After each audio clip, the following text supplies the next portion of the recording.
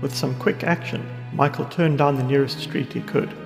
After a quick estimation, he decided that he could run down this road and turn another corner before they reached the intersection.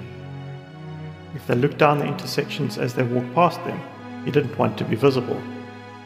After turning right at the corner, he stopped running and continued his walk towards the station.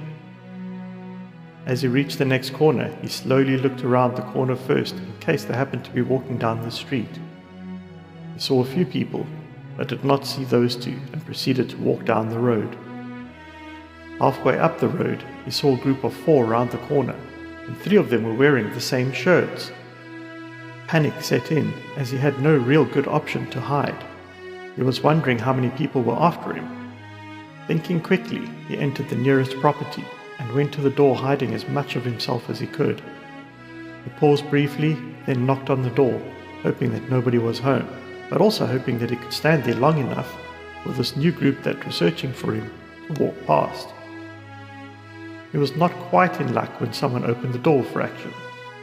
It was a teenage girl with what looked like longish brown hair based on how much of her face he could see. "Sorry to trouble you. I'm a bit lost and trying to figure out where the station is. Could you give me a few directions, please?" He looked puzzled briefly, then explained that he was really close and gave him the directions to the station. Michael apologized for troubling her and thanked her. Thinking that enough time had passed while getting the directions, and also knowing exactly where to go, he turned and headed back to the road. He looked both left and right and was relieved that the people had walked past. He followed the directions he was given to the station while scanning for more people hunting him. Fortunately, he didn't run into anyone and reached the station. He also checked the platform for when the next train was due and realized that he would need to run home to make it before the sun set. The next train arrived on time, and Michael walked toward the nearest door as it stopped.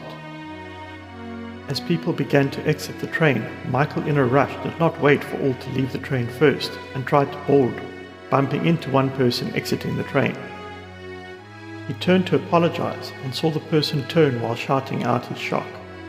The only thing he noticed about the person was that he was wearing the same shirt as those chasing him. After what seemed like an eternity, but was only a very short time, Michael reacted. Option 1. Does Michael drain the stranger in front of witnesses? Or option 2. He pushes the stranger back and hopes the train door closes before the person recovers. Vote now.